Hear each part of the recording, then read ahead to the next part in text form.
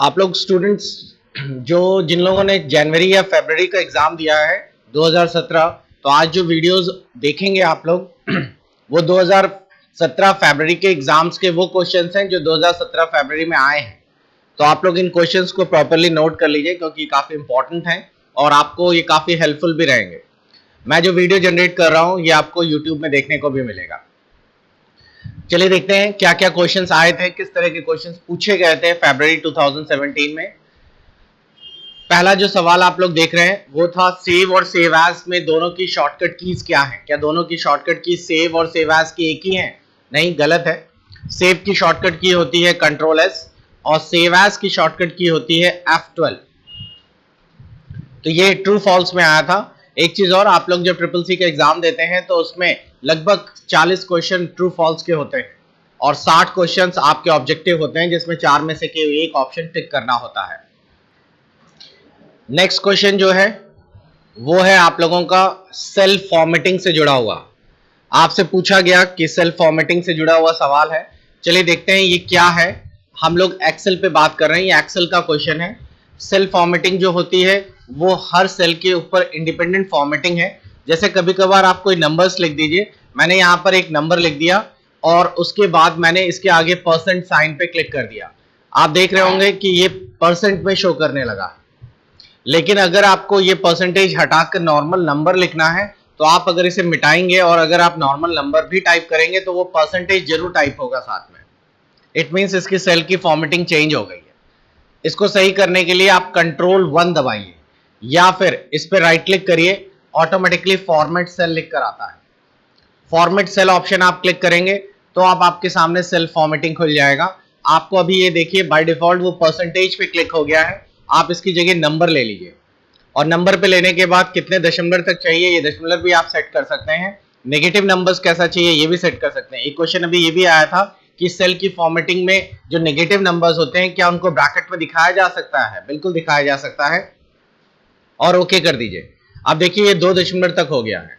अब अगर मैं इन सेल को मिटाकर मैं इसमें कोई भी नंबर लिखता हूं तो जैसे ही एंटर करूंगा 2 दशमलव भी हो जाएगा और अगर मैं नेगेटिव में लिखता हूं तो वो उसको नेगेटिव दिखाएगा। अगर आप चाहते हैं कि नेगेटिव नंबर्स को ब्रैकेट में दिखाए तो आप सेल फॉर्मेटिंग में जाइए और आप ये ब्रैकेट वाला ऑप्शन ले लीजिए। ऐसा करने से ऑटोमेटिकली नेगेटिव नंबर देखिए ब्रैकेट्स में आ जाएंगे। तो नेक्स्ट क्वेश्चन इसी से जुड़ा हुआ था कि पहला तो सेल फॉर्मेटिंग की शॉर्टकट की क्या है, नंबर सेकंड नेगेटिव नंबर्स को कैसे दिखाया जा सकता है, क्या ब्रैकेट में दिखाया जा सकता है? बिल्कुल सही, ब्रैकेट में दिखाया जा सकता है। नेक्स्ट अगला सवाल था कि x की पावर 2 अगर इस तरीके से आपको लिखना है तो ये कौन सी सेटिंग कहलाएगी? ये माइक्रोसॉफ्ट वर्ड में इनफैक्ट सभी में रहता है। अगर आपको कोई चीज पावर में लिखनी है तो उसके लिए आप लोगों को सुपरस्क्रिप्ट और सबस्क्रिप्ट का इस्तेमाल करना होता है।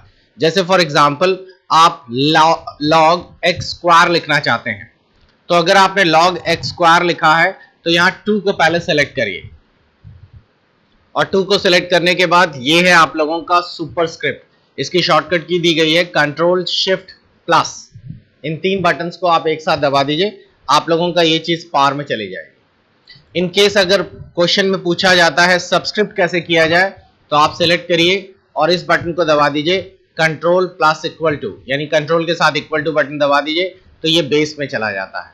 तो ये सुपरस्क्रिप्ट और ये सबस्क्रिप्ट, ये है अगला क्वेश्चन। सुपरस्क्रिप्ट की जो शॉर्टकट की है वो है आपकी कंट्रोल शिफ्ट प्लस और सबस्क्रिप्ट की जो है वो कंट्रोल इक्वल टू है। नेक्स्ट क्वेश्चन चलिए देखते हैं। नेक्स्ट क्वेश्चन हमसे पूछा गया था वो था कि सेंट आइटम का क्या मतलब होता है।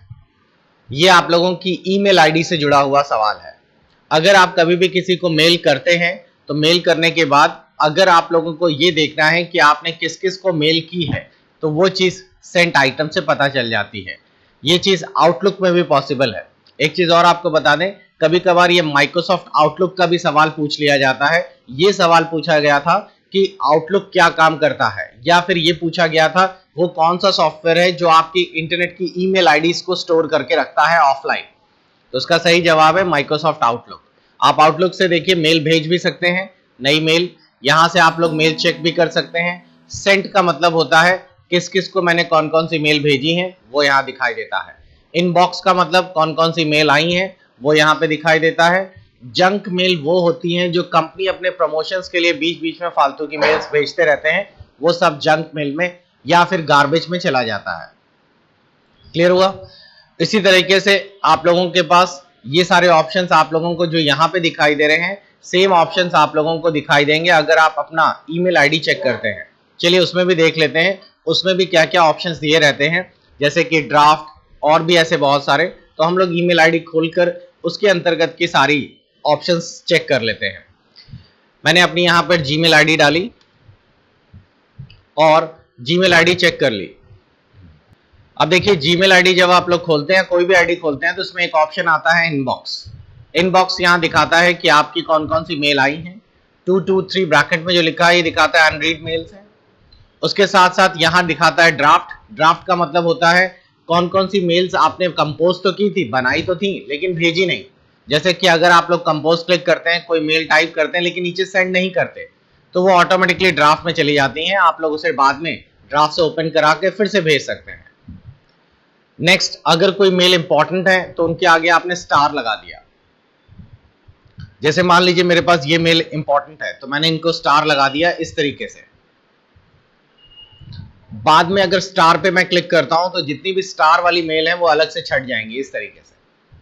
तो मेरे को अपनी इंपॉर्टेंट मेल सब में ढूंढने की जरूरत नहीं पड़ेगी, स्टार मेल को मैंने अलग से बुकमार्क कर दिया है। सेंट मेल वो मेल्स होती हैं जो कि हमने भेजी हैं किसको किसको, वो सब सेंट मेल में चली जाती हैं। क्लियर? स्पैम का मतलब होता है वो फालतू की मेल्स जो कि आप लोगों की कंपनी प्रमोशंस के लिए आती रहती हैं।